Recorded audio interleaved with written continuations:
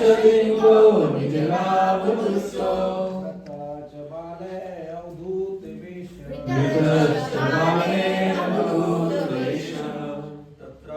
भक्त भगवान व्यासपुत्रो गामे आत्मनोनपेक्षा अलक्षलिंगो निजलावतुष्टो चावलेर अद्भुत वेशा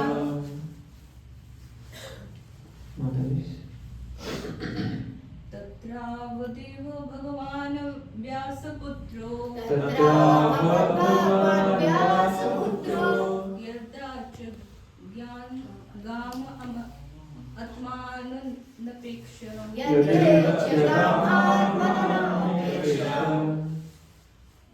अलक्षलिंगो निजलाभतुष्टो वर्ते सबिलार अवधूत वर्ष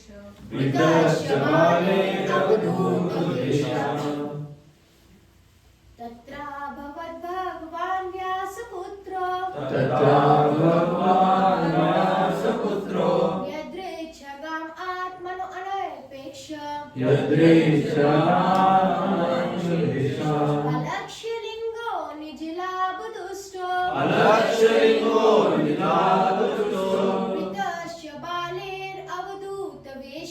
वृतश्च बालेरवधूतवेषः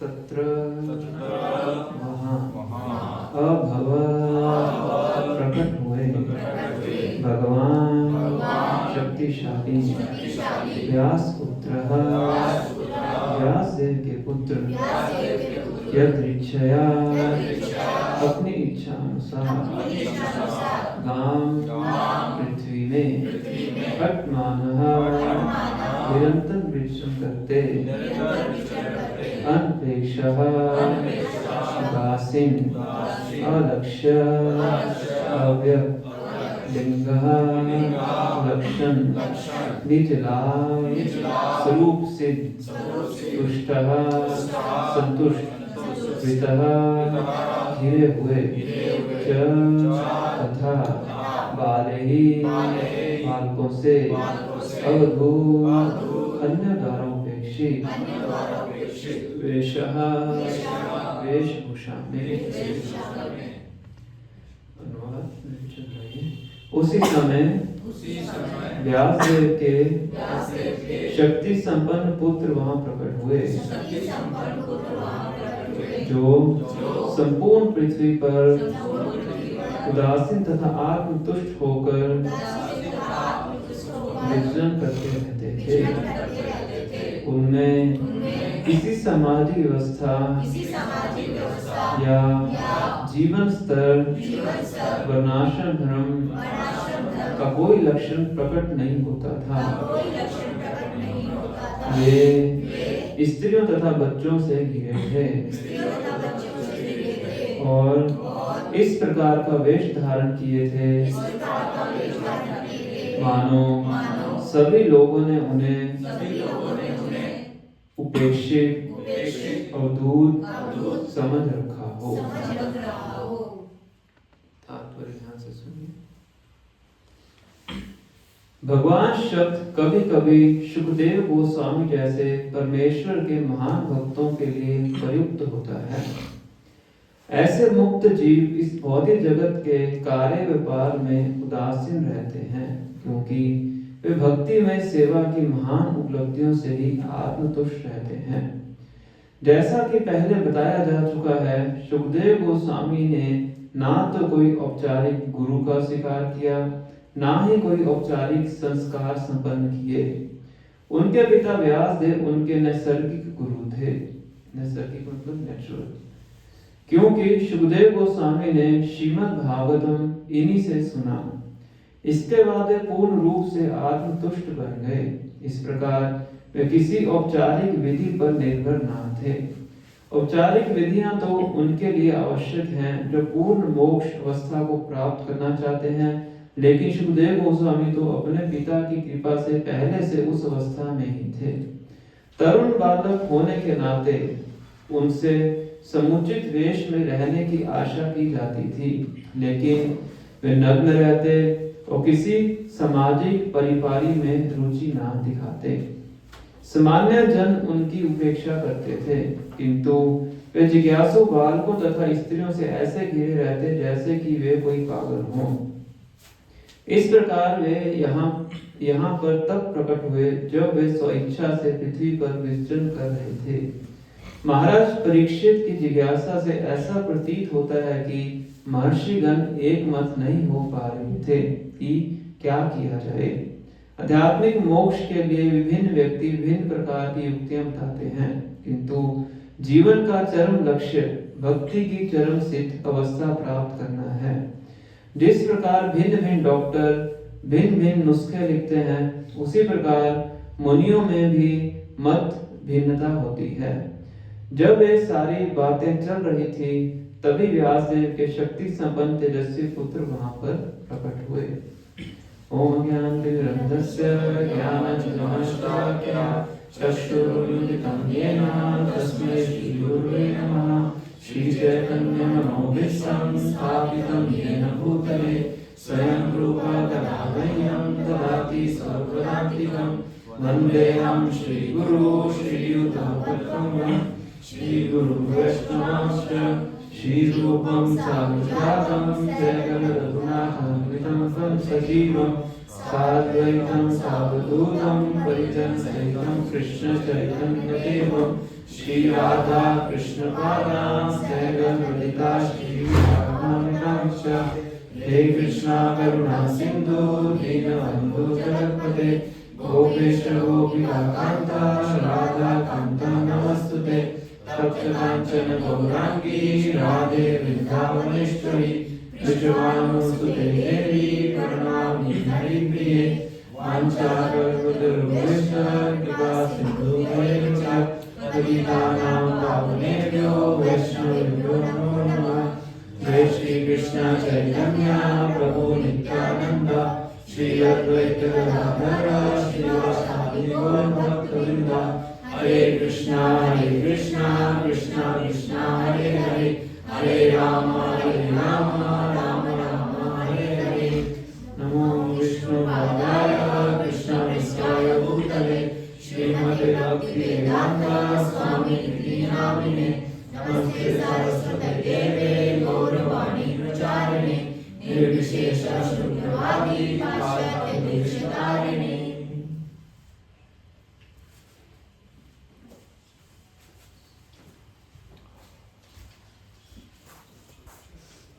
कृष्ण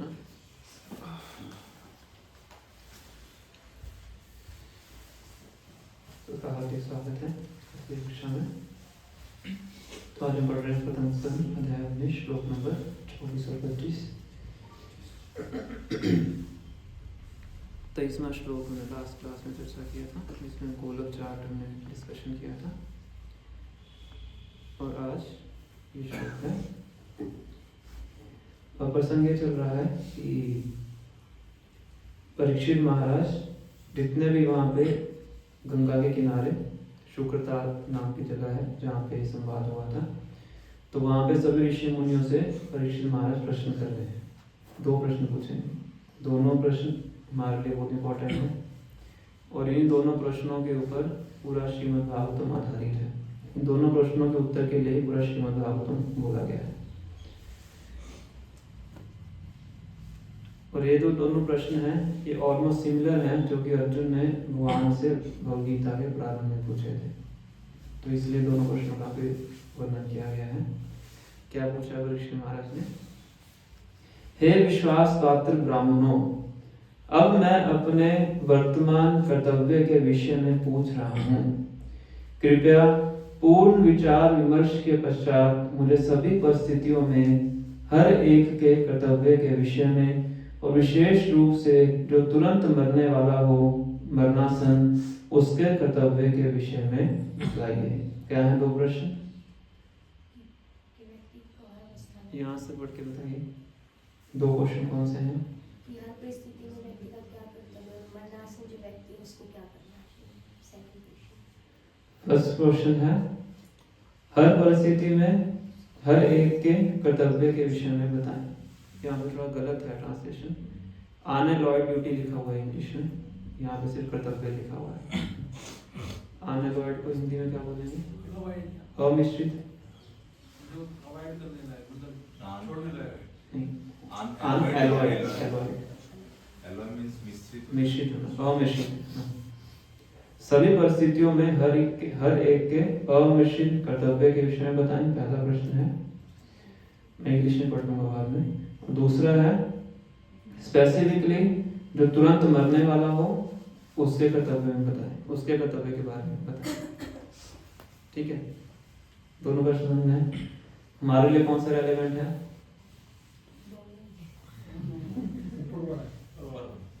ऊपर वाला। नीचे भी बच सकते हैं।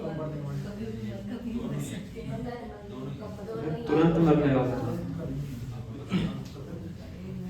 तो युवा वर्ग के लोग सोचेंगे चलो हमारा टाइम बाद में आएगा, तो हमारे लिए तो पहले वाले रेलेवेंट है, दूसरा रेलेवेंट नहीं है। ऐसा कुछ नहीं है।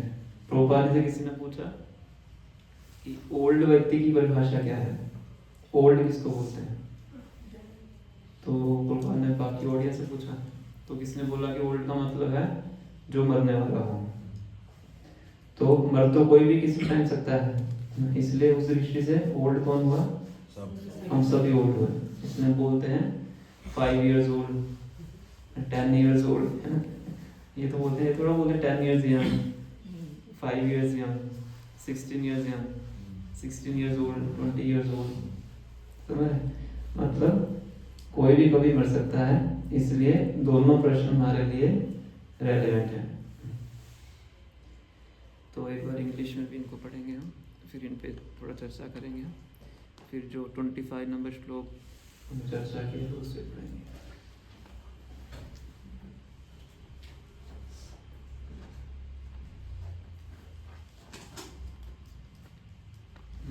इंग्लिश में पढ़ता हूँ।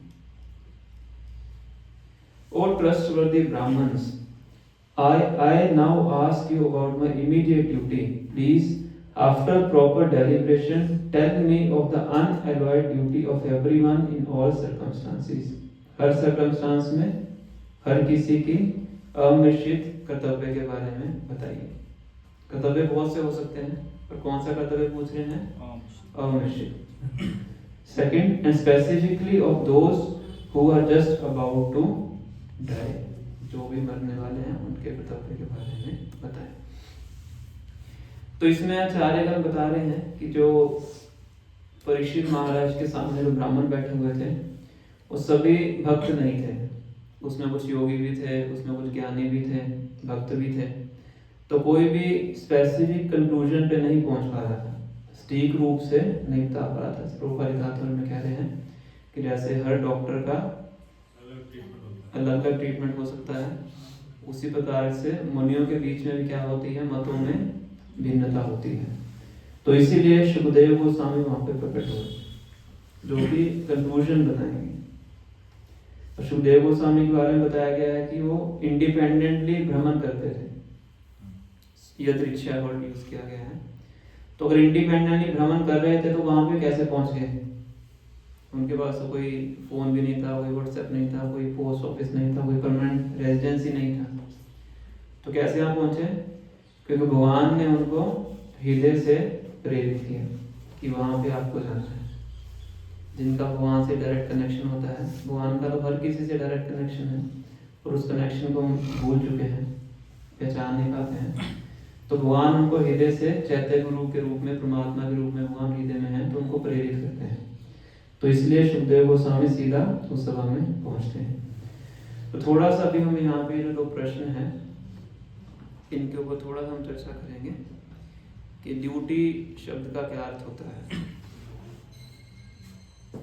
किस किस प्रकार की ड्यूटी होती है। तो थोड़ा सा टेक्निकल लग सकता है आपको, ये भगवद गीता के प्रथम जो 6 अध्याय हैं उनका विषय है। कर्तव्य। क्योंकि जो जिम्मेदार व्यक्ति होता है वो हमेशा अपने कर्तव्य के लिए जागरूक रहता है। रिस्पॉन्सिबल व्यक्ति का मतलब क्या है? जिसको अपनी ड्यूटी पता है। जो अपनी ड्यूटी पे ध्यान नहीं देता है वो क्या है? इरिस्पॉन्सिबल है, गैर जिम्मेदार व्यक्ति उसको बोलते हैं। पर जो मनुष्य जीवन है वो क्या है? जिम्मेवारी वाला जीवन है, भौतिक रूप से भी और आध्यात्मिक रूप से। कौन सी जिम्मेवारी हमारी है वो हम चर्चा करेंगे। तो अर्जुन भी भगवान श्री कृष्ण से भगवद गीता के दूसरे अध्याय में यही प्रश्न करते हैं। क्या प्रश्न करते हैं? कि मैं अपने कर्तव्य के बारे में भूल चुका हूँ, समझ नहीं पा रहा हूँ मेरा कर्तव्य क्या है। इतनी बड़ी सेनाएं इकट्ठी कर ली हैं, इतना टाइम तो सेना इकट्ठी करने में लगा, इतना खर्चा भी कर दिया। 18 अश्विनी सेना एक ही जगह पे इकट्ठी हुई, तो उनका खाने का, उनके रहने का, उनके अस्त्र शस्त्र का, उनका पहनने का कितना बड़ा अरेंजमेंट किया हो। कपड़े सुखाने के लिए कितना बड़ा अरेंजमेंट किया होता है, सोच सकते हो। तो इतना कुछ अरेंजमेंट कर लिया, पर अभी जब बिल्कुल टाइम आया एक्शन करने का, तो अब जो अर्जुन है बिल्कुल मोहित हो जाता है। तो इसलिए भगवान को कहते हैं कि मैं आपसे पूछता हूँ। दूसरे अध्याय का 7वां नंबर श्लोक है। कार्पण्य दोषो वाता स्वभाव इच्छामि त्वां धर्म समूढ़ चेता यस्यानिश्चितं ब्रूहि तन्मे शिष्यस्तेहं साधिमां तां प्रपन्नम्। तो कह रहे हैं कि मैं भूल चुका हूँ मेरे लिए श्रेय क्या है। श्रेय होता है लॉन्ग टर्म बेनिफिट और प्रेय होता है शॉर्ट टर्म बेनिफिट। तो मेरे लिए लॉन्ग टर्म बेनिफिट क्या है मैं उसको निर्धारित नहीं कर पा रहा हूँ, इसलिए मैं आपसे पूछ रहा हूँ। अभी तक तो हम दोनों क्या थे? मित्र थे, पर अभी हम क्या हो गए हैं? शिष्य से हम। अब आप मित्रता को भूल जाइए, अभी आप मेरे गुरु हैं और मैं आपका शिष्य हूँ। साधी माँ काम, मैं आपका शरणागत हूँ, मुझे सही रास्ता दिखाइए। क्यों? क्योंकि मैं अपनी ड्यूटी को भूल चुका हूँ। तो उनको ड्यूटी बताने के लिए भगवान स्पेसिफिकली प्रथम 6 अध्यायों में कर्तव्य का वर्णन करते हैं। क्या कर्तव्य होता है? तो स्पेसिफिकली 2 तरह की ड्यूटी बताई जाती है। फर्स्ट है कंडीशनल ड्यूटी और सेकंड है कॉन्स्टिट्यूशनल ड्यूटी। या आप इसको समझ सकते हैं लौकिक धर्म और परोधर्म। लौकिक धर्म मतलब जो इस जगत का धर्म है, और अलौकिक धर्म जो इस जगत से परे है। ठीक है, तो हम अभी क्या है? बद्ध अवस्था में है, शरीर के अंदर है। तो शरीर के संदर्भ में हमारे बहुत से कर्तव्य होते हैं, उसको बोलते हैं कंडीशनल ड्यूटी, लौकिक धर्म। ठीक है, आप एक भारत के नागरिक भी हैं, आप एक माता हो सकते हैं, पिता हो सकते हैं, वो भी आपका एक कर्तव्य है। भाई बहन हो सकते हैं, वो भी आपका कर्तव्य है। स्टूडेंट हो सकते हैं, वो भी कर्तव्य है। या एम्प्लॉय है या बिजनेसमैन है, सब क्या है? आपके कर्तव्य है। ये सब किस चीज से संबंधित है? शरीर से संबंधित है ना। शरीर खत्म हो गया, कोई ऑफिस नहीं, कोई माता पिता नहीं, कोई भाई बहन नहीं, कोई भारत देश नहीं। तो सारे कर्तव्य कब तक हैं आपके? जब तक इस शरीर के अंदर है। तो मतलब इन ड्यूटीज का एक टाइम लिमिट है, स्टार्टिंग पॉइंट है और एंडिंग पॉइंट है। इसलिए इसको बोलते हैं लौकिक धर्म या कंडीशनल ड्यूटी। वो ड्यूटी जिसके ऊपर बहुत सी कंडीशंस हैं। आज मान लीजिए कि आपकी ड्यूटी है एज अ सन, पुत्र के रूप में ड्यूटी है। हो सकता है कि 30 साल के बाद वो ड्यूटी ना हो, क्योंकि माता पिता ही ना रहे, तो ड्यूटी क्या होगी? खत्म होगी। आज एक कंपनी में काम कर रहे हैं, तो कंपनी छोड़ के आपने अपना बिजनेस शुरू कर दिया, तो कल को वो ड्यूटी आपकी नहीं रहेगी। तो ये क्या हो गया? आपका टेम्परेरी धर्म है। ठीक है, पहले इसको समझना आवश्यक है।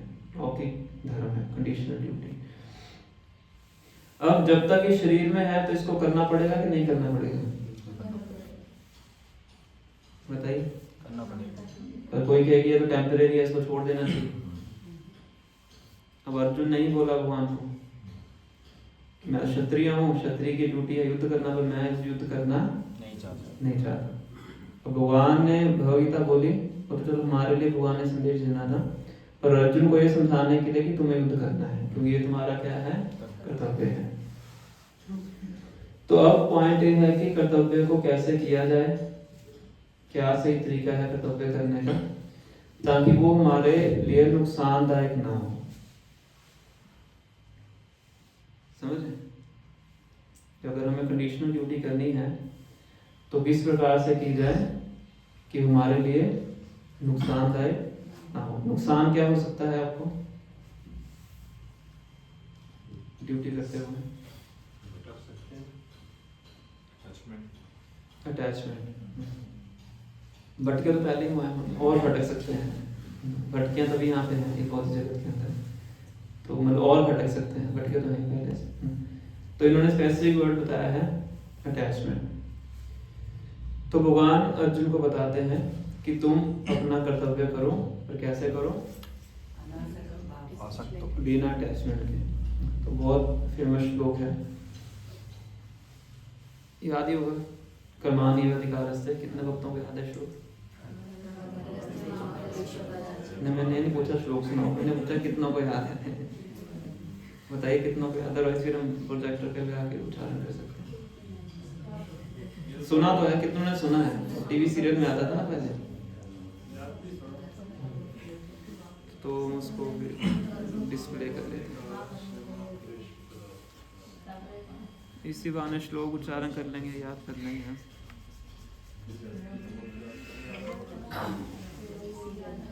सुनिए सुनिए, जब तक क्लास में सामने देखिए, क्लास के बाद डिस्कशन कीजिए।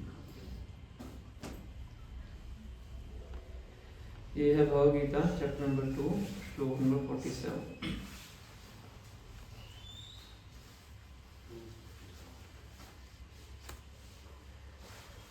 चल रही है, थोड़ा इसका फोकस करें।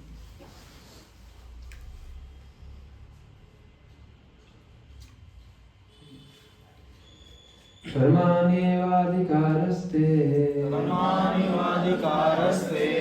फलेषु कदाचन मा कर्मफलहेतुर्भूः मा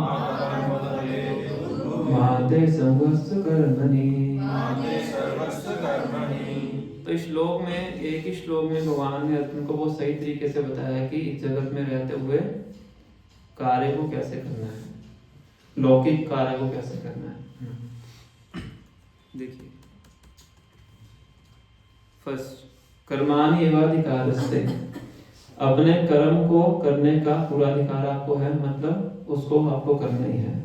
your right to perform your prescribed duty, जो आपका विधिवत कार्य है। विधिवत कार्य कैसे डिसाइड होता है? प्रिस्क्राइब्ड ड्यूटी कैसे डिसाइड होती है? किस प्रकार का आपका वर्ण है, ब्राह्मण है, क्षत्रिय है, वैश्य है, शूद्र है, सबके अपने अपने क्या होते हैं? कार्य होते हैं। एज क्षत्रिय अर्जुन का क्या कार्य था? युद्ध करना, शासन करना। ब्राह्मण का क्या कार्य होता है? पठन पाठन, यजन याजन पठन पाठन दान प्रतिग्रह। शूद्र का क्या कार्य होता है? ऊपर के तीनों वर्णों की सेवा करना। और वैश्य का व्यापार, कृषि, गोरक्षा और व्यापार। ये सबके क्या है? अपने अपने कर्म है। तो जो जिस वर्ण में है उसको अपना कार्य करना ही है, उसको छोड़ना नहीं है। आगे और डिटेल में चर्चा करेंगे हम। पर अब ये चीज बहुत से लोग कोट करते हैं, या आप बोल लीजिए मिस कोट करते हैं भगवद गीता में से। लोग कहेंगे भगवद गीता में बोला गया कर्म करो, फल की चिंता, कुछ भी करते रहो ना, कर्म करो कर्म करो कर्म करो, ऐसा बोलते रहते हैं। पर कर्म कैसे करना है और कौन सा कर्म करना है उस पर लोग ध्यान नहीं देते हैं ना। कोई टेररिस्ट है कि कई जगह जाके बम फोड़ दे, तो वो भी तो बोल दीजिए कि वो भी कर्म कर रहा है कि नहीं? कुरुक्षेत्र युद्ध में दुर्योधन भी कार्य कर रहा था, अर्जुन भी कार्य कर रहा था, दोनों ही कार्य कर रहे थे। तो दोनों के कार्य क्या एक समान है? एक चोर है चाकू से किसी को मार रहा है, एक डॉक्टर है चाकू से किसी को बचा रहा है, क्या दोनों के कार्य सेम है? दोनों ही कर्म कर रहे हैं? नहीं। तो कर्म क्या होता है और कैसे करना चाहिए ये भी जानना बहुत आवश्यक है। तो भगवान अर्जुन कह रहे हैं कि अपना कार्य कीजिए, कर्म कीजिए जो शास्त्र के अनुसार है, पर मां फलेषु कदाचन, उसका जो फल है उसके अधिकारी आप नहीं। कौन है? फल का अधिकारी कौन है? हाँ, देखो रोज क्या होता है, जो काम करेगा वही फल का अधिकारी। तो भगवान यहाँ क्या कह रहे हैं? You are not entitled to the fruits of the action. मां फलेषु कदाचन, मां मतलब नहीं, कदाचन मतलब कभी भी। ठीक है, कार्य कर्म करने का अधिकार आपको है, पर फल के ऊपर आपका अधिकार नहीं है। क्यों? Never consider yourself the cause of the results of your activities. अपने कार्यों का जो परिणाम है उसका कारण अपने आप को मत समझो। समझे? क्या समझे? जो भी हम कार्य कर रहे हैं वो उसका जो फल जो रिजल्ट आएगा वो हमें ये नहीं समझना कि हमने किया है, और वो खुद एक्सेप्ट नहीं करना और प्रतिष्ठित नहीं समझना अपने आप। मतलब उसका जो कारण है वो हम नहीं है। कारण कौन है? दैव, मतलब परमात्मा भगवान है। उनके कारण से ऐसा हुआ है कि जब तक भगवान अनुमति नहीं देंगे कुछ कार्य नहीं हो सकता है। 5 कारण होते हैं किसी कार्य को करने के लिए। अधिष्ठानम च तथा कर्ता, करणम च पृथक विधम, विविधाश्च पृथक चेष्टा, दैव च यत्र पंचमो। स्थान होता है, करने वाला मतलब आत्मा होती है, फिर चेष्टा एंडेवर, फिर इंद्रियां होती हैं, सबसे लास्ट में क्या है? परमात्मा। जब तक उनकी अनुमति नहीं होगी तब तक कार्य नहीं हो सकता। तो इसलिए हमारे कार्यों के फलों का जो कारण है वो कौन है? परमात्मा है। तो फल किनके लिए होना चाहिए? तो असली कारण कौन है? परमात्मा है। तो फल भी उनके लिए होना चाहिए। इसलिए हम फल के अधिकारी नहीं है, ये अर्जुन भगवान कह रहे हैं। And never be attached to not doing your duty, और कभी भी अपने कर्तव्य से पीछे नहीं हटना चाहिए, क्योंकि अर्जुन कर्तव्य से पीछे हटना चाह रहे थे। तो मोटा मोटा मैंने आपको बताया है कि भगवान भगवद गीता में क्या बताते हैं कार्य के बारे में। अब आगे हम चर्चा करेंगे कि अगर हम अपने आप को कारण मानते हैं तो क्या होता है, कारण नहीं मानते हैं तो क्या होता है। तो 3 प्रकार की हमारी ड्यूटी होती है। फर्स्ट है जिसको बोलते हैं कर्म, शास्त्र के अनुसार किया गया कर्तव्य। दूसरा होता है विकर्म, उसको इंग्लिश में बोलते हैं कैप्रिशियस वर्क। कैप्रिशियस मतलब अपने मन से किया गया कार्य। मेरे मन में मन कर दिया, मेरे मन में आया कि मुझे मांसाहार करना है तो मैंने मीट शॉप में जाके मांसाहार कर दिया, इसको बोलते हैं कैप्रिशियस वर्क। मेरे मन में आया कि 2 नंबर का काम करना है तो वो मैंने कर लिया। तो ये क्या है? विकर्म, शास्त्रों के विरुद्ध है। पहला है कर्म, कर्म मतलब शास्त्रों के अनुसार, शास्त्र अनुसार किया गया कार्य। दूसरा है विकर्म, शास्त्रों के विरुद्ध किया गया कार्य। और तीसरा है इनएक्शन, कर्म का कार्य ही नहीं किया, नॉट डूइंग द ड्यूटी, से लास्ट लाइन में वो होता है। ठीक है, 3 समझ में आ गए। पहला क्या है? कर्म, इंग्लिश में बोल दीजिए आप प्रिस्क्राइब ड्यूटी। सेकंड क्या है? विकर्म मतलब कैप्रिशियस वर्क या विम्सिकल वर्क बोल दीजिए। और थर्ड क्या है? इनएक्शन, कर किया अकर्म लगा होता है, उस पर बाद में चर्चा करें। या इनएक्शन मतलब नॉट डूइंग योर ड्यूटी, अपने कार्य को ना करना। अब कर्म करते हैं, ठीक है, हमने कर्म किया, शास्त्र के अनुसार किया है, वो 2 कैटेगरी में आता है। आपने अटैचमेंट के साथ किया, उसके फल से आप आसक्त हैं, उसके फल से आसक्त नहीं है। शास्त्रों के अनुसार ही किया आपने, बहुत अच्छा कार्य किया, तो एक ऑप्शन है कि आप उसके फलों से आसक्त हैं, तो दूसरा ऑप्शन है कि उसके फलों से आसक्त नहीं है। अब पहला कंसीडर करेंगे ऑप्शन कि हम उसके फलों से आसक्त हैं। तो अगर उसके फलों को हम भोग रहे हैं उसका अर्थ क्या है? कर्म मतलब उसका उसके पीछे बैकग्राउंड में क्या कारण है उसका? कि मैंने किया ये। मैंने किया। किसने बताया था ना कि मैंने किया? आपने बताया। तो अगर मैं उसके फलों को भोग रहा हूँ तो मैं क्या समझ रहा हूँ कि करने वाला कौन है? मैं करने वाला मैं हूँ।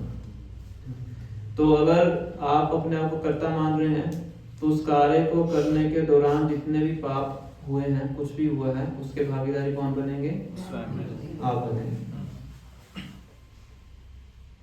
समझ में आया थोड़ा? जी साइंस, भगवान साइंस समझा, इसमें थोड़ा सा शुरुआत में ये समझेंगे, बाद में कुछ रोचक चीजें बताएंगे आपको। पहले इसको थोड़ा समझिए, थोड़ा साइंटिफिक बैकग्राउंड है। तो अगर हम अपने आप को कर्ता समझ रहे हैं, करने वाला समझ रहे हैं, तो उस कार्य को करने के दौरान जितने भी पाप हुए हैं या पुण्य हुए हैं, कुछ भी कह लीजिए, तो उसके भागीदार कौन है? हम स्वयं। हम हैं। तो वो फिर आपको क्या करना पड़ेगा? भोगना पड़ेगा। ठीक है। और अगर आप उसके फलों से आसक्त हैं तो वो फल आपके बंधन का कारण बनेंगे इस जगत के अंदर। दुख चाहे पाप हो चाहे पुण्य हो, दोनों को भोगने के लिए क्या करना पड़ता है? जगत में आना पड़ेगा। जन्म लेना पड़ता है। और जैसे ही जन्म लेंगे तो 4 चीजें प्राप्त होंगी आपको: जन्म, मृत्यु, बुढ़ापा और बीमारी। ये चारों क्या है? दुख का कार्य। दुखदायी है। और इसके बिना 3 और चीजें हैं: आदि भौतिक क्लेश, आदि आध्यात्मिक क्लेश, आध्यात्मिक क्लेश और आदि दैविक क्लेश। ये भी आपको 3 टोकन मिलेंगे साथ में। और उसके बिना फिर जो जानते हैं कि पढ़ाई भी करनी पड़ेगी, आपको जीवन निर्वाह के लिए स्ट्रगल भी करना पड़ेगा, जॉब करनी पड़ेगी, वो प्रैक्टिकल लेवल पे अगर आप आएंगे तो इस प्रकार से सब कार्य करने पड़ेंगे अगर हम अपने फलों से क्या हैं? आसक्त हैं। ठीक है। पर भगवान क्या कहते हैं कैसे कार्य करना चाहिए? बिना फलों से अटैच हुए। आसक्त हुए। इसका मतलब क्या है कि जो फल है उसको खुद नहीं भोगना है, उस फल को आगे दे देना है, अटैच नहीं होना उसको। अब कहाँ देना है उसके ऊपर हम चर्चा करेंगे। ठीक है, इतना समझ में आ गया? तो भगवान अर्जुन को 18 चैप्टर में सेम चीज रिपीट करते हैं। कहते हैं सन्यासी की परिभाषा क्या है? ठीक है, आपसे पूछते हैं सन्यासी कौन है? मोह माया। मोह माया क्या है?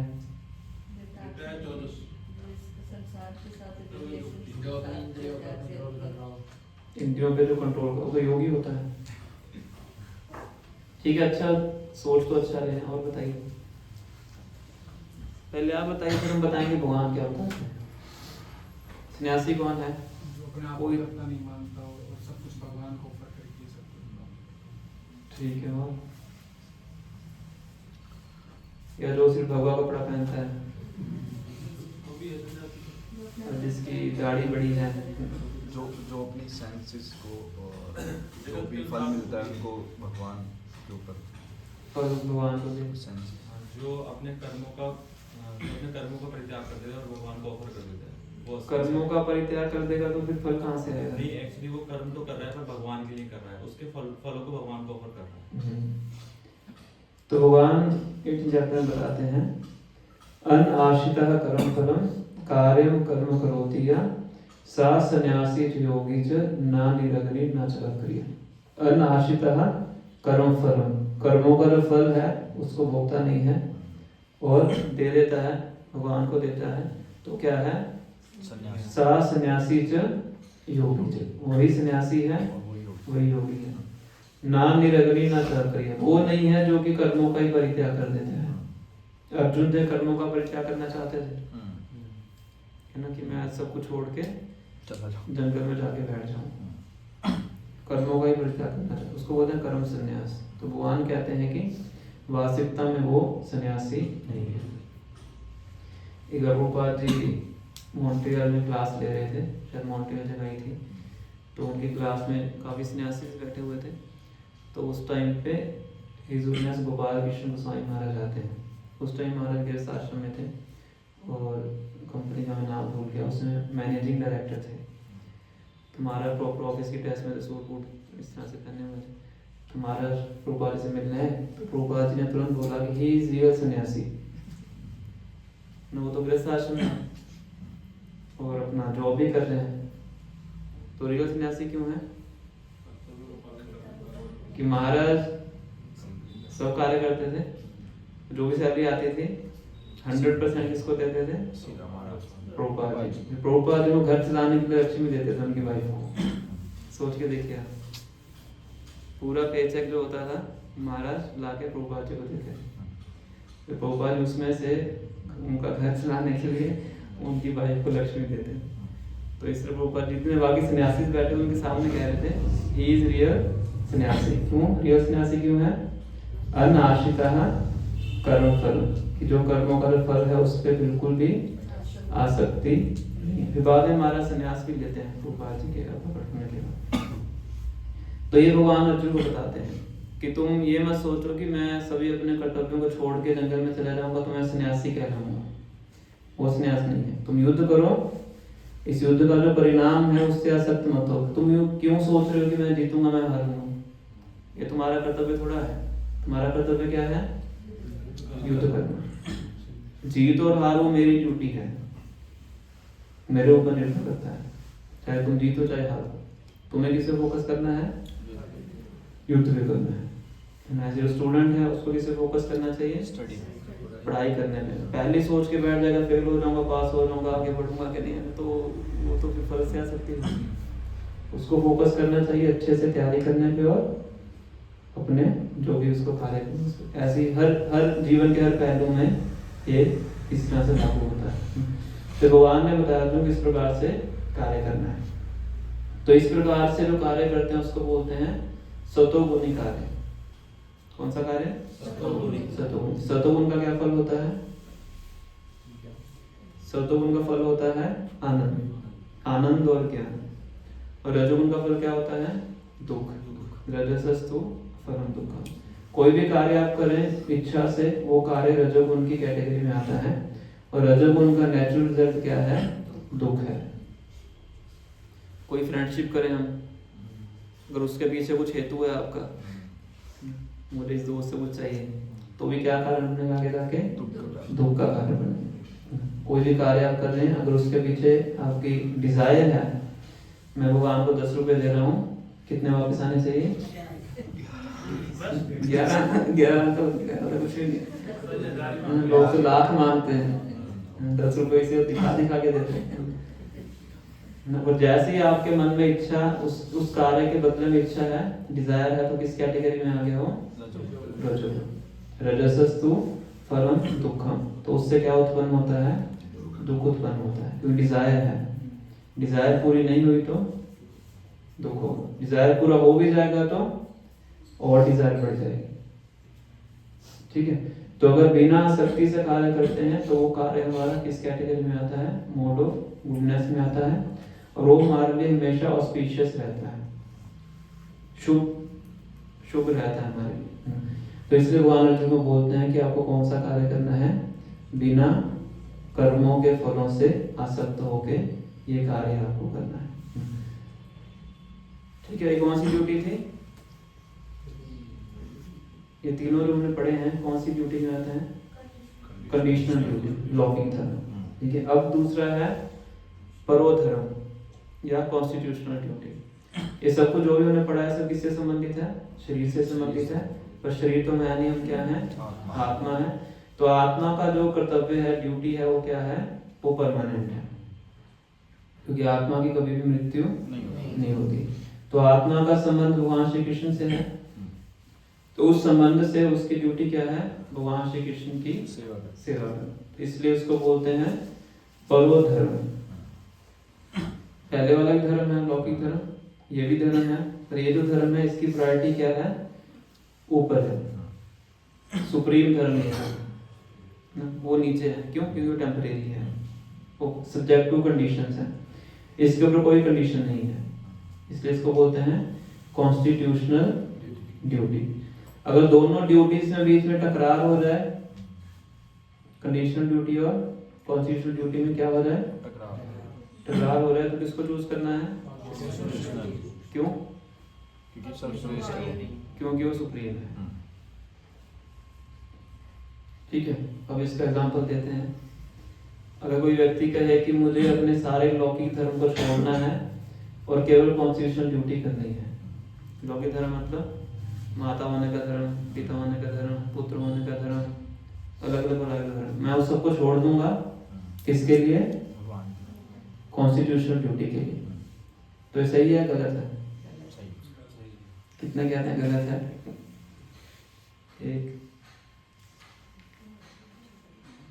2 3 4 5। ठीक है, कितने कहते हैं सही है? ऊंचा हाथ खड़ा कीजिए। 1 2 3 4 5, मतलब बाकी कंफ्यूज है। 5 कह रहे हैं कि सही है, 5 कह रहे हैं गलत है। तो इसका उत्तर स्वयं नारद मुनि श्रीमद् भागवतम में देते हैं।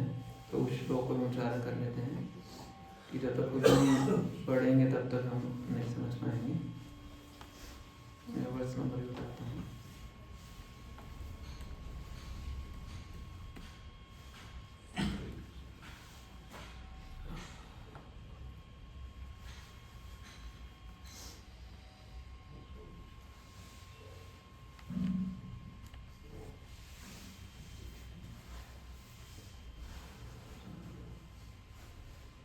कम से कम ये तो समझ में आ गया आपको कॉन्स्टिट्यूशनल ड्यूटी क्या है, कंडीशनल ड्यूटी क्या है। ये है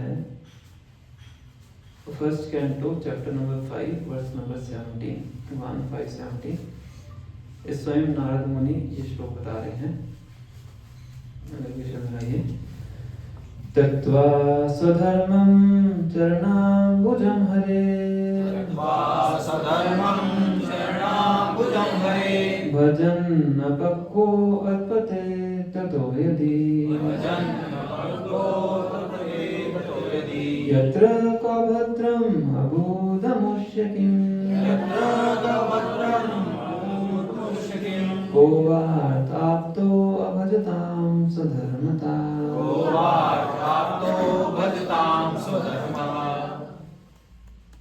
क्या कह रहे हैं, इसका ट्रांसलेशन करते हैं। One who has forsaken his material occupation to engage in the devotional service of the Lord may sometimes fall down while in an immature stage, yet there is no danger of his being unsuccessful. On the other hand, a non-devotee, though fully engaged in occupational duties, does not gain anything. Narad मुनि तो एक step आगे बढ़ के बता रहे हैं। क्या कह रहे हैं? त्यक्त्वा स्वधर्मम, स्वधर्म की बात कर रहे थे ना, लौकिक धर्म। त्यक्त्वा स्वधर्मम चरणाम्बुजं हरे। तो कोई व्यक्ति है अगर अपने स्वधर्म को त्याग देता है, छोड़ देता है और भगवान श्री कृष्ण के चरणों को प्राप्त करने के लिए, मतलब कॉन्स्टिट्यूशनल ड्यूटी, कॉन्स्टिट्यूशनल ड्यूटी के लिए कंडीशनल ड्यूटी को छोड़ देता है, और ऐसा करने के बाद मान लीजिए उसका पतन भी हो जाता है। किस लिए? क्योंकि मेच्योर है। भजन अपक्वो, मतलब कह रहे हैं कि मान लीजिए जब किसी चीज की महत्वता को बताना होता है तो कई बार उसका वर्स्ट केस कंसीडर करके बताया जाता है। कि वर्स्ट केस क्या है कि भक्ति करने के लिए उसने भगवान के चरणों को पूर्ण रूप से प्राप्त करने के लिए लौकिक कर्तव्य को छोड़ दिया और उसको ही पूरा नहीं कर पाया, बीच में उसका क्या हो गया? पतन हो गया। भजन कपो अथे पतो पते ततो यदि, यदि उसका क्या हो गया? पतन भी हो जाए, फिर भी नारद मुनि कह रहे हैं यत्र कवो अभद्रम, फिर भी उसमें क्या अभद्र है? अभद्र मतलब इनऑस्पिशियस, फिर भी उसके अंदर क्या इनऑस्पिशियस है। ये उस व्यक्ति से कहीं गुना ज्यादा श्रेष्ठ है जिसने पूरा जीवन केवल अपने स्वधर्म का ही पालन किया और वो धर्म का पालन नहीं किया। समझ क्या समझ है? लौकिक धर्म को अगर छोड़ते हैं और भगवान के चरण को ग्रहण करते हैं, लौकिक को हम छोड़ सकते हैं, तो उसमें कोई भी हानि नहीं, हानि नहीं, पतन भी हो गया तो किसी का उस समय उसमें भी कोई हानि, उसमें भी कोई हानि। बहुत अच्छा समझे। इसके बिना अगर किसी ने कॉन्स्टिट्यूशनल ड्यूटी को नहीं किया, केवल पूरा जीवन कंडीशनल ड्यूटी को ही किया है। यत्र को आथाप्तो अभरतां सत्, उसने क्या प्राप्त किया? कुछ नहीं। What gain has he got? Narad does not gain anything. क्यों? क्योंकि उसके बाद दोबारा उसको जन्म लेना ही है। तो प्रिस्क्राइब ड्यूटीज को बहुत अच्छे से किया तो उसको अच्छा फल मिलेगा। अच्छा फल क्या मिल सकता है? स्वर्ग में जा सकता है, उसके ऊपर जा सकता है, जनलोक, महरलोक, तपलोक, ब्रह्मलोक तक भी जा सकता है, ब्रह्मा जी भी बन सकता है। अगर 100 जन्म कोई व्यक्ति अपने लौकिक धर्म को बिना किसी त्रुटि के पालन करता है तो ब्रह्मा जी की पोस्ट पे बैठने का अधिकारी बन जाता है। लौकिक धर्म पालन करने का भी बेनिफिट है, पर इस जगत से बाहर नहीं जा सकता, जगत के अंदर ही रहेगा। तो जगत के अंदर रहेगा तो क्या मिलेंगे उसको? 4 और 3 और कौन से टोकन है? आध्यात्मिक क्लेश, आधिदैविक क्लेश और अधिभौतिक। उसके बिना उसको अपना अस्तित्व बनाए रखने के लिए बहुत संघर्ष करना पड़ता है। 60 साल भी अगर जीना है तो 30 साल पढ़ाई करनी पड़ती है, अगले 30 साल जीने के लिए। सत्य है कि नहीं? 30 साल कमाना, पढ़ाई करते हैं वैसे, सत्य है। तो जब तक हम अपने कॉन्स्टिट्यूशनल ड्यूटी का पालन नहीं करेंगे तब तक इस जगह से बाहर हम नहीं जा सकते हैं। तो इसलिए श्रीमद् भागवतम में सुत गोस्वामी कहते हैं, प्रभु जी यहाँ पे 2 वर्ड बता रहे हैं, non devotee as well as fully engaged. तो क्वेश्चन पूरा तो ऐसे हम डाइवर्ट हो जाएंगे। बस एक लास्ट श्लोक उच्चारण करेंगे ना। ये श्लोक आपको इसलिए उच्चारण करवा रहे हैं ताकि आपको पता लगे, जिसमें कॉन्स्टिट्यूशनल ड्यूटी का वर्णन किया गया है। कौन सी है हमारी कॉन्स्टिट्यूशनल ड्यूटी? इस सुत गोस्वामी प्रथम स्कंद के 2 अध्याय का 6वां श्लोक है, उसमें बता चल रहे सावे पुंसां परो धर्मो, यतो भक्ति अधोक्षजे, अहेतुकी अप्रतिहता, आत्मासु प्रसीदति। सावे पुंसां परो धर्मो, परो धर्म क्या है हमारा? कॉन्स्टिट्यूशनल ड्यूटी क्या है? यतो भक्ति अधोक्षजे, भगवान श्री कृष्ण, भगवान श्री कृष्ण का ही नाम है। तो भगवान श्री कृष्ण की भक्ति करना हमारा क्या है? परो धर्म है, कॉन्स्टिट्यूशनल ड्यूटी है। क्या होता है उसको कैसे करना है? अहेतु की अप्रतिहता, बिना किसी हेतु के करना है और नॉन स्टॉप करना है। क्या होगा उससे? यह आत्मा सुप्रसिद्धि, असली आनंद है आत्मा को इसी से प्राप्त होता है। ठीक है, तो अभी तक जो हमने चर्चा किया है कि 2 प्रकार के कर्तव्य होते हैं हमारे, कंडीशनल ड्यूटी है, कॉन्स्टिट्यूशनल ड्यूटी। कंडीशनल ड्यूटी हमारी टेम्परेरी है, लौकिक है, सीमित है, शरीर से संबंधित है। कॉन्स्टिट्यूशनल ड्यूटी आत्मा का धर्म है, उसकी कोई सीमा नहीं है, वो परमानेंट है। कंडीशनल ड्यूटी 3 प्रकार से होती है, कर्म, विकर्म और इनएक्शन। इनएक्शन करना ही नहीं, विकर्म करेंगे तो पाप लगेगा, इनएक्शन करेंगे तो भी पाप लगेगा। कर्म करेंगे तो पाप और पुण्य दोनों मिल सकता है। अगर आसक्ति के साथ करेंगे तो उसके दौरान जो भी आपसे अनजाने में पाप हुए हैं वो आपको सहन करने पड़ते हैं, और जो भी अच्छा कार्य किया उसका पुण्य आपको प्राप्त होता है। बिना आसक्ति के करेंगे उसका फल हम परित्याग कर देंगे तो फिर हम मुक्ति के अधिकारी बनते हैं, और अगर उसका फल भगवान को दे देंगे तो वो आपका कार्य क्या बन जाता है? भक्ति बन जाता है। तो नेक्स्ट है कॉन्स्टिट्यूशनल ड्यूटी, परोधर्म, जो हमने अभी 2 श्लोक पढ़े हैं। तो ये जीव की स्वाभाविक स्थिति है भगवान की सेवा करना, और इसको अगर वो करता है तो इसको करके भगवान के धाम को वापस जा सकता है। और इसको बोलते हैं अकर्म। अकर्म मतलब जिस कर्म का कोई रिएक्शन आपको नहीं लगता है, ना पॉजिटिव रिएक्शन लगेगा ना ही नेगेटिव रिएक्शन, न्यूट्रल है। उससे केवल भगवान का प्रेम प्राप्त होता है। तो ये हमारी स्वाभाविक स्थिति है, इसको करके हम भगवान के धाम को वापस जा सकते हैं। ठीक है, क्लियर है? तो यह ड्यूटीज के बारे में। अभी हम आते हैं जो ऋषि महाराज ने 2 प्रश्न पूछे हैं। पहला प्रश्न क्या था? हर परिस्थिति में व्यक्ति को क्या करना चाहिए, उसका उत्तर शुभदेव गोस्वामी देंगे 2nd कैंटो में। तस्मात् भारत सर्वात्मा भगवान ईश्वरो हरि श्रोतव्य कीर्तितव्य च ध्येय पूज्य च नित्य। कि हर किसी को भगवान के बारे में सुनना चाहिए, श्रोतव्य कीर्तितव्य च कीर्तन करना चाहिए, ध्येय ध्यान करना चाहिए, और पूजा करनी चाहिए। ये 4 कर्तव्य हर परिस्थिति में हर व्यक्ति को करने चाहिए। फर्स्ट क्वेश्चन का आंसर। सेकंड क्वेश्चन का आंसर है अंते नारायण स्मृति, दूसरा स्कंद, फर्स्ट चैप्टर 6 नंबर श्लोक है। अंतिम समय में कर्तव्य क्या है? बिल्कुल मृत्यु के टाइम पे क्या कर्तव्य है? भगवान का स्मरण करना। अंते नारायण स्मृति, ठीक है। इसको स्मरण करके अंतिम समय में भगवान का स्मरण करके हम भगवान के धाम को वापस जा सकते हैं, ठीक है। ये मैंने आपको पहले बता दिया भागवत में शुरू होने से पहले दोनों प्रश्नों के उत्तर शुभदेव गोस्वामी शुरू में ही बताएंगे। पहले अध्याय का 6वां 7वां श्लोक है, फिर इसको इलैबोरेट करने के लिए आगे पूरी भागवतों का वर्णन किया जाए। कैसे भगवान की स्मृति हो सकती है, क्या सुनना चाहिए, क्या कीर्तन करना चाहिए, सब आगे रखे बताएंगे, ठीक है। तो ये था। तो जो 25वां नंबर श्लोक हमने पढ़ा है उसमें शुभदेव गोस्वामी का आगमन है। शुभदेव गोस्वामी के बहुत से गुणों का वर्णन किया गया है। एक गुण है कि बिल्कुल ही भौतिक कार्यों के प्रति उदासीन थे, डिसइंटरेस्टेड थे।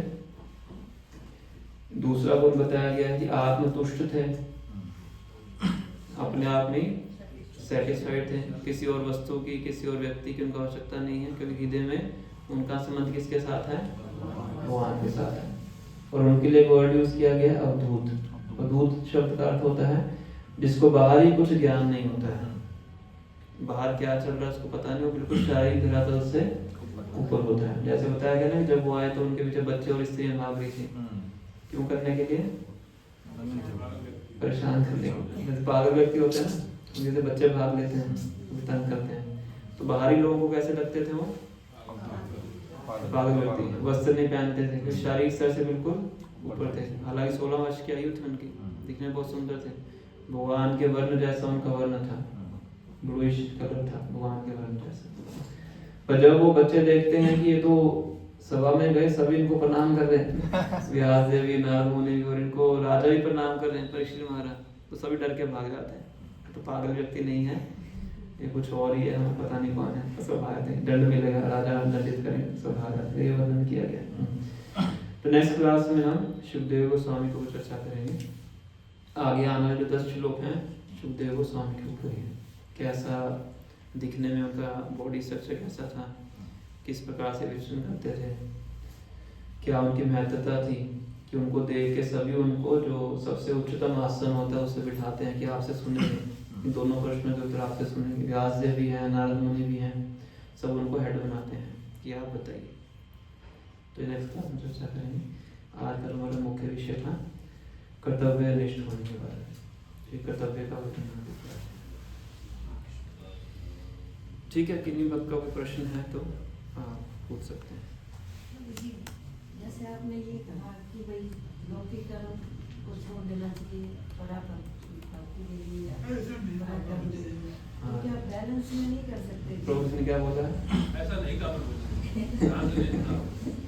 ये आपका इंटरप्रिटेशन है। मैंने ऐसा कैसे बोला? मैंने बोला जब टकरार हो जाए, मैंने तब ये बोला। मैंने पहले सब इसलिए वर्ड यूज किया। और नारद मुनि ने वर्ड किया उसके यदि, कि अगर कोई छोड़ देता है और इसको पूरा करता है तब भी उसमें कोई भी दिक्कत नहीं है। उन्होंने ऐसे नहीं बोला कि हर किसी को करना चाहिए, समझे? तो कॉन्स्टिट्यूशनल ड्यूटी कहीं पे रह के भी की जा सकती है। चैतन्य महाप्रभु बोलते हैं स्थाने स्थिता श्रुति गताम तनुवाग मनोगे, कि जहाँ पे हो वहीं पे रहो। स्थाने स्थिता का मतलब क्या है? कि वर्ण आश्रम में जिस भी स्थिति में है, ब्राह्मण है, क्षत्रिय है, वैश्य, शूद्र है, ब्रह्मचारी है, गृहस्थ है, वानप्रस्थ है, संन्यास है, किसी भी स्थिति में है तो वहीं पे रह के क्या करना है?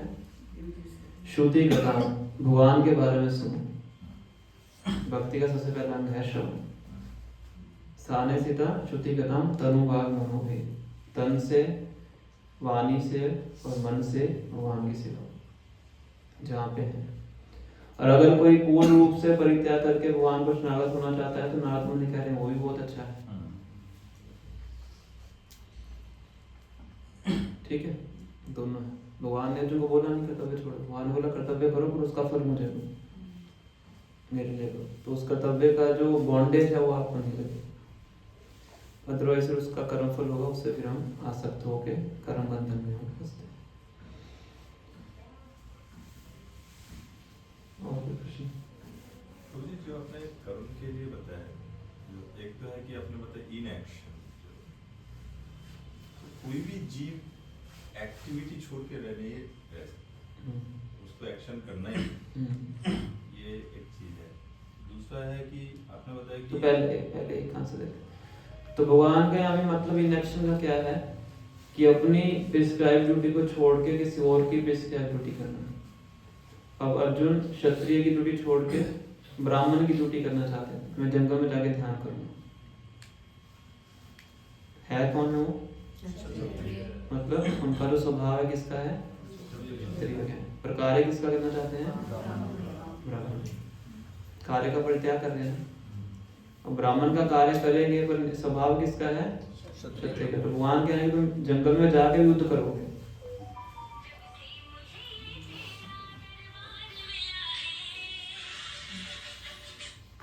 समझ रहे?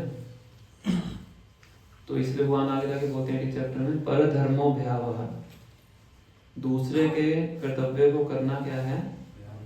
भयावह, उसको नहीं करना चाहिए। जो स्वभाव है उसके अनुसार कार्य करना चाहिए। तो नहीं करना चाहिए वो अलग चीज है, लेकिन कर्म तो कर रहा है ना। हाँ, वो एक तरह से विकर्म हो गया, उल्टा हो गया ना। तो वो विकर्म कैटेगरी में है ना। इनएक्शन का मतलब है कि कार्य का परित्याग ही कर देना। तो कार्य परित्याग, जीव कार्य परित्याग कैसे करेंगे? वो तो बगैर कार्य हो ही नहीं सकते। हाँ, वही तो वो अर्जुन को समझा रहे हैं। ना ही कश्चित् क्षणम अपि जातु तिष्ठते कर्मकृत्, कभी भी बिना कार्य किए नहीं रह सकते। और जो तुम कह रहे हो कि मैं कार्य परित्याग करके कुछ और कर लूंगा, तो वो संभव नहीं है। तुम्हारा क्षत्रिय का स्वभाव है तो तुम कुछ ना कुछ तो उसी स्वभाव में करो। हाँ, तो कार्य की जो 3 कैटेगरी है, आपने बताया ना 3 कैटेगरी। थर्ड आप ये बोल सकते हो कि आर्टिफिशियल तरीके से अपने कार्य को छोड़ देना, वो इनएक्शन होता है। जैसे ब्राह्मण का कार्य है, जो भी 6 कार्य बताए गए हैं, तो उसको अगर वो छोड़ देता है तो एक तरह से इनएक्शन की कैटेगरी में आएगा। तो वो तो विकर्म में फॉल कर गया। आप बोल सकते हो, मतलब समझने के लिए आप समझ सकते हो। और दूसरा है जो आपने कार्य भी बताया कि शास्त्र के अनुसार कर्म कर, शास्त्र बताया कि कर्म करो और फल जो है भगवान को दिया, ठीक है। लेकिन उस कार्य के अंदर ही हम 2 हिस्सा बता रहे हैं। एक हिस्सा जो शास्त्र के अनुसार आपका जो कर्म है, मान लीजिए एग्जाम्पल ले लीजिए, ब्राह्मण की एग्जाम्पल ले लीजिए। शास्त्र के अनुसार उसका कर्म है यजन याजन पठन पाठन आत्मति है, तो उस कार्य को कर रहा है, वो क्या हो गया? कर्म हो गया, क्योंकि 6 कार्य कर रहा है। और उसका जो फल है, मान लो दक्षिणा मिली उसको, तो उससे वो आसक्त है कि मुझे ही रखना है उसको, क्योंकि उसको अपना कॉज, अपने आप को कॉज समझ रहा है, तो अटैचमेंट टू रिजल्ट्स हो गए। तो फिर वो शास्त्र के हिसाब से नहीं हुआ ना। मतलब ये कह सकते हो शास्त्र के विधि विधानों का उसने पूर्ण रूप से पालन नहीं किया, पर जो उसने कार्य किया वो तो शास्त्र के अनुसार ही किया ना, मांसाहार तो नहीं किया उसने। नहीं, शास्त्र के हिसाब से कर्म किया तो वो पैसा अपने पास नहीं रख सकते। कर्म किया, पर उस कर्म के जो और उसके रूल्स रेगुलेशन उसको फॉलो नहीं किया, पर कर्म तो शास्त्र के अनुसार किया ना उसने। Rules regulation is also part of your कर्म। मतलब कर्म एक्शन में आ गया ना, एक्शन आपका एक तरह से ग्रॉस हो गया, उसके साथ जो और रूल्स हैं वो आपके सेटल हो गए, ऐसा बोल सकते। 6 कार्य तो उसने शास्त्र के अनुसार ही तो किए। ये ऐसा भी तो हो सकता है, जैसे मैं कमा के ला रहा हूँ, अब घर वालों को दो ही ना तो उसने शास्त्र के हिसाब से नहीं हुआ ना। उसको छोड़ो, फिर तो बहुत डिस्कशन चल रहा है, जो समझ रहे हैं उसको समझे। केस स्टडी उस पे टाइम देना पड़ता है। आप जो कह रहे हैं वो आप ये कह रहे हैं कि शास्त्र को पूर्ण रूप से पालन नहीं किया, पर उसने कार्य तो शास्त्र के अनुसार किया, शास्त्र के विरुद्ध कार्य नहीं किया। विरुद्ध का मतलब हो गया कि उसने मतलब कुछ गलत, जो मैंने आपको एग्जांपल मदिरा पान हो गया, ये सब चीजें, वो भी कर्म की कैटेगरी में आता है। ठीक है, अब कर्म कांड भी शास्त्र में वर्णन किया गया है। कर्म कांड का मतलब क्या है कि हम किसी फल की प्राप्ति के लिए कुछ कर्म करते हैं, कर्म कांड वो शास्त्र में दिया गया है। एक्चुअली टू ही लेवल है ना इसके अंदर। हाँ, लेवल हो हाँ, गया। लेवल। योगा लेवल जो बताते हैं, लेवल। कर्म कांड सबसे नीचे आता है, फिर कर्म योग, ज्ञान योग, ध्यान योग, फिर भक्ति से आता है। तो शास्त्र का पालन तो कर रहा है, शास्त्र तो बहुत ब्रॉड है, पर क्रिया वो शास्त्र के अनुसार कर रहा है, उसके फल से आ सकता है, तो वो जो अटैचमेंट के जो रिजल्ट्स हैं उसको भी प्राप्त होते हैं।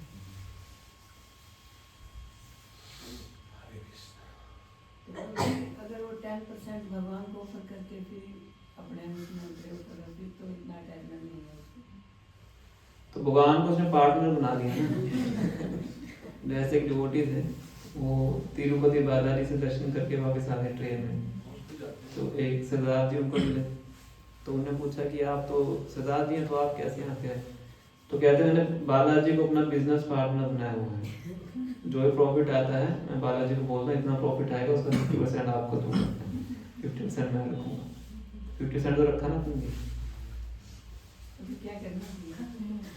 भगवान ने क्या बोला? सारा ऑफर करके ऐसे वो जो practice करें, वो प्रयोग करना। वो कैसे करना वो फिर अलग चीज है। कृष्ण महाराज जी ने जो किया, कम से कम पहले इसको थ्रेटिकली समझे। ठीक है, कैसे करना है उसके लिए फिर हमारे अलग जो भक्ति क्लासेस होती है उसमें समझाया जाता है। अभी भागवत क्लास में सिद्धांत समझाए जाते हैं। साधु और सन्यासी में क्या अंतर है? साधु तो एक ब्रॉड कैटेगरी होगी, ठीक है, सबसेट सुपरसेट। साधु सभी हो सकते हैं। सन्यासी का स्पेसिफिकली वो जो बता रहे हैं कि जो अपने कर्म फलों से आ सकते हैं। नहीं, जैसे भगवान गीता में बताते हैं ना कि जो भी मतलब पाप कर्म करके मेरे पास आए वो साधु मानो। भगवान ने ऐसा नहीं बताया। मतलब भगवान ने ये बताया है, अभी चेतसु दुराचारो भरते मन। कोई मेरी भक्ति में लगा है और गलती से कुछ उससे गलत हो जाता है, तो वो भी तभी भी वो साधु है। भगवान ने नहीं बोला कि कोई गलत कर्म करके मेरे पास है उसको साधु मानो। इसी को कहते हैं इंटरप्रिटेशन। गीता को बहुत ध्यान से समझना चाहिए, अदरवाइज तो हमारा जो मन है उसको अपने तरीके से मोल्ड कर देता है। वो वाला कौन सा साधु है? वही साधु मैंने बताया ना आपको, ब्रॉड कैटेगरी है। भगवान ने बोला है कि अगर कोई मेरी भक्ति में लगा है, अभी चेत मतलब इवन इफ सुदुराचार, उसने बहुत गलत कार्य भी कर दिए, भजते माम अनन्य भाव, पर मेरी भक्ति में लगा हुआ है, तो उसको गलत मत मानो।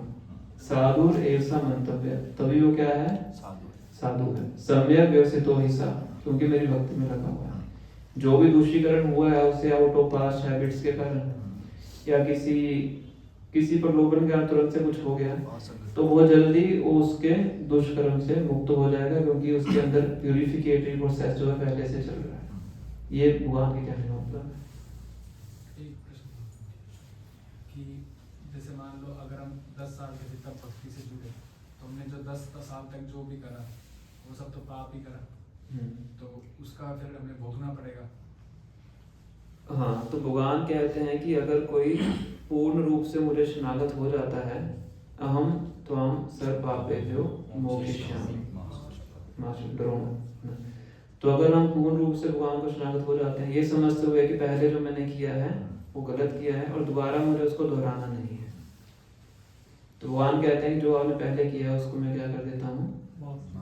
नलिफाई कर देता हूँ। पर अगर दोबारा करेंगे ये सोच के कि भगवान माफ कर देंगे, तो फिर भगवान माफ नहीं करेंगे, उसका डबल रिएक्शन देंगे। क्यों? क्योंकि अभी आप क्या कर रहे हैं? चीटिंग कर रहे हैं, तो अपराध बन जाता है। अगर पूर्ण शरणागति तो हो नहीं पाती ना, तो पूर्ण अगर नहीं हो रही तो होना पड़ेगा। हाँ, तो फिर जितने मात्रा में शरणागति है उतने मात्रा में भगवान कहते हैं ये यथामाम प्रपद्यन्ते, जो जिस मात्रा में करेगा उतनी मात्रा में मैं भी जैसे भोग करूँ। है ना। तो हमें क्या करना है, पूर्ण शरणागति। पूर्ण शरणागति का मतलब ये नहीं है कि हम सब कुछ छोड़ दें। पूर्ण शरणागति का मतलब क्या है, तो ये हमने बताया, अनाश्रितः कर्मफलम्। भगवान के प्रति शरणागति का मतलब क्या है, भगवान के भक्त के प्रति शरणागति, मतलब गुरु के प्रति शरणागति। गुरु के प्रति शरणागति का मतलब क्या है, उनके आदेशों का पालन करना। जो प्रभुपाद जी ने बताया है, करुणादेशों का पालन कर रहे हैं तो हम पूर्ण रूप से शरणागत हैं। सिंप्लीफाइड वर्ड्स में, ठीक है। हम कोई भी कर्म कर रहे हैं तो वो अकॉर्डिंग टू शास्त्र और वर्ण आश्रम धर्म के अकॉर्डिंग कर रहे हैं, तब भगवान एक्सेप्ट करेंगे। नहीं तो मतलब कि अगर हम जैसे कोई भी गलत काम कर रहे हैं तो उसके बाद वो जो जैसे हमने चोरी करके पैसे कमाए और उसके बाद वो भगवान को अर्पित कर दिए तो भगवान एक्सेप्ट करेंगे और हमारे जो पाप है वो नलीफाई होंगे कि नहीं होंगे। नया प्रश्न आता दिखा आगे तो चोरी करके लाया, भगवान को दे दिया। एक साउथ इंडिया में एक मंदिर है इसमें भी तो सावरिया से होता है। जो पूरा चोरी से बना है। उसमें मुझे भी याद नहीं आ रहा है, चार लोग थे, उनके पास 4 सिद्धियां थी। ये जोलस भक्ति आशीर्वाद महाराज की कथा सुनाते, बहुत पहले सुनाई थी मैंने। एक थे कि जो किसी की शायद परछाई को पकड़ लेते थे व्यक्तिभाग में, इस तरह से 4 सिद्धियां थी। तो चारों मिलके गैंग बनाते हैं, पैसा इकट्ठा करते हैं, भगवान का मंदिर बनाते हैं, ऐसा वो सुनता है। पर वो भी चारों क्यों कर पा रहे थे, क्योंकि उनको जो डायरेक्ट करने वाले थे वो एक महाभागवत थे। उनके जो गुरु थे महाभागवत थे, और वो भी गुरु जो थे वो कभी भी उनके द्वारा कमाया गया 1 रुपया भी यूज नहीं करते थे। वो खुद जो करते थे वो मधुकरी करके लेके आते थे, उससे उसको ग्रहण करते। ये इसको समझ सकते हैं। तो गलत तरीके से कमाया हुआ धन जो है भगवान डाइजेस्ट कर सकते हैं। भगवान क्या है, परम पवित्र है। जैसे सूर्य होता है, अगर उसकी रोशनी किसी यूरिनल पे पड़ती है तो वो शुद्ध हो जाता है, पर सूर्य दूषित नहीं होता है। तो भगवान उसकी तरह है, पर हम उस चीज को डाइजेस्ट नहीं कर सकते हैं, ठीक है। और अगर हम ये सोच रहे हैं कि हम मतलब चोरी करके लाएं, गलत तरीके से कमाएं, फिर भगवान को अर्पित कर दें, पर वो शास्त्रों के द्वारा ये अनुमोदित नहीं है, और ना ही गुरु ऐसा चाहते हैं। तो इसलिए वो फिर उस कैटेगरी में नहीं आता है। पर ये है कि उसका निश्चित रूप से उसको भक्ति का फल प्राप्त होगा, क्योंकि भगवान को अर्पित कर रहा है। पर किस तरीके से प्राप्त होगा वो फिर भगवान जानते हैं। या तो भगवान उसके हृदय में ऐसी इसको इंस्पिरेशन देंगे कि वो आगे से ऐसा कार्य करना बंद कर देगा, अपने आप उसके हृदय से ऐसी इंस्पिरेशन मिलेगी तो वो अपने आप को घृणा होने लगेगी कि मैं ये क्या कार्य कर रहा हूँ, तो उसका परित्याग कर देगा, फिर पूर्ण रूप से शुद्ध हो जाएगा। और कैसे भगवान ने उसको भक्त बना, भक्त तो बनेगा ही क्योंकि भगवान को दे रहा है। और कैसे भगवान उसको बनाएंगे, भगवान के ऊपर निर्भर करता है। लेकिन प्रभु जी, उसके कर्म, उसको पाप वो भोगने पड़ेंगे जो चोरी करके। हाँ, वो डिपेंड करता है आगे क्या होता है उसके साथ। तो पूर्ण रूप से भगवान की शरण ग्रहण कर लेता तो भगवान कह रहे हैं कि हम तो हम सर्व पापे विमोक्षिष्यामि, तो सुख लेकर दें। अगर उसके मन में ये है कि मैं भगवान को हिस्सेदार बना लेता हूँ, ये सोच रहा है कि कुछ अपने लिए रख लेता हूँ और भगवान को ऐसा कर लेता ताकि मुझे इसका रिएक्शन ना लगे, फिर तो लगेगा। क्योंकि भगवान को क्या कर रहे हैं, वॉशिंग पाउडर की तरह यूज कर रहे हैं, सफाई करने के। हरि नाम को वॉशिंग पाउडर की तरह यूज नहीं करना है। हरि नाम को यूज करें अपने पापों को धोने के लिए। वहां तो हृदय में है, किस भाव से कर रहे हैं सबसे पहले किसको पता लगता है, परमात्मा को, भगवान को पता लगता है।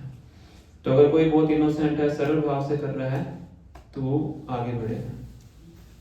जो प्लानिंग करके कर रहा है, डेलिब्रेटली कर रहा है, तो वो फिर उतना आगे नहीं बढ़ पाए। इसलिए जो सरल व्यक्ति होते हैं जल्दी आगे बढ़ते हैं, क्योंकि भगवान को पता है कि ये सरल हृदय का व्यक्ति है, तो फिर उसको रिएक्शन वगैरह नहीं होता। भगवान ऐसा कुछ करते हैं कि उसके हृदय से फिर वो भावना, तो ऐसे बहुत से केसेस हैं जो चोर हैं भक्त बन जाते हैं। बहुत बहुत से शास्त्र में बहुत से ऐसे किस्से आते हैं। एक व्यक्ति थे मंदिर में चोरी करने जाते हैं, तो मंदिर को कोई ईंट टूटी होती है, उस ईंट को लगा देते हैं, तो उस भक्ति का फल प्राप्त हो जाता है। मंदिर में ईंट लगा दी चोरी करने आए। ठीक है, तो भगवान के संपर्क में आएंगे किसी ना किसी तरीके से भी आए तो लाभ तो होगा ही, पर किस तरीके से होगा वो भगवान निर्धारित करेंगे। पर जहाँ तक हमारी बात है, हम भक्ति में आ चुके हैं, अब तो सब समझ में आ गया है, तो हमें तो क्या करना है, सब कुछ सही तरीके से करना है। हमारे लिए ये एप्लीकेबल है। ठीक है, जो भी ऊपर जाएगा भगवान के धाम में, जब तक ओके टेस्टेड नहीं लिखा रहता उसके ऊपर माया के द्वारा, तो ऊपर प्रवेश नहीं मिल सकता। एंट्री किसी भी तरीके से हो सकती है, जैसे इंजीनियरिंग कॉलेज में कोई एनआरआई कोटे से आता है, कोई एससी कोटे से आता है, कोई स्टेट कोटा से आता है, कोई जनरल कोटा से आता है। प्रवेश किसी तरीके से हो सकता है, पर जब बाहर निकलेंगे सभी, जब तक सारे एग्जाम्स क्लियर नहीं कर लेंगे तब तक बाहर नहीं आएंगे। तो भक्ति में प्रवेश किसी भी तरीके से हो सकता है, कैसे भी हो जाए, पर भगवताम जाएंगे तो बिल्कुल ओके टेस्टेड। जब तक माया ओके टेस्टेड नहीं होती माया जब पास करेगी, भगवान माया के ऊपर उनके अधिष्ठाता है, तब फिर ऊपर प्रवेश मिलेगा। एक प्रश्न है जो श्रेयांक का प्रश्न था, वो कल मुझे पूछ रहा था, कल परसों, ये भागवतम क्लास से थोड़ा अलग है। वो चैंटिंग करता है, तो वो उसने मुझे क्वेश्चन पूछा कि 108 माना ही क्यों? 108 जो फिगर है उसको शास्त्रों में बहुत अच्छा माना गया है। हमारे उपनिषद भी 108 हैं, भगवान की जो मुख्य गोपियां भी 108 हैं। तो इस तरह से शुभ जो अंक होते हैं शास्त्रों में, उसके अनुसार 108 एक अच्छी फिगर है, इसलिए इसका ना वो अकॉर्डिंग टू कॉस्मोलॉजी भी बहुत अच्छे वो है। एक जगह पे पढ़े थे, जो सूरज से पृथ्वी की जो डिस्टेंस है, बीच में आप 108 वो रखेंगे, तब वो डिस्टेंस मेंटेन। फिर ऐसे करके कुछ क्लासिफिकेशन मैं एग्जैक्टली नहीं जानता, कॉस्मोलॉजिकल भी एक हर चीज का कोई ना कोई वो होता है, लॉजिक होता है शास्त्रों में। क्योंकि मेरे पास राइट आंसर नहीं था, तो मैं बोली जाएंगे क्लास में फिर पूछेंगे। ठीक है, ये राइट आंसर ऑस्पिशियस फिगर है। ठीक है, श्री श्री राधिका भगवान की जय, श्री श्री कृष्ण भगवान की जय, जगन्नाथ बलदेव भगवान की जय, श्री श्री गौरताई की जय। हरे कृष्णा कृष्णा कृष्णा हरे हरे, हरे राम राम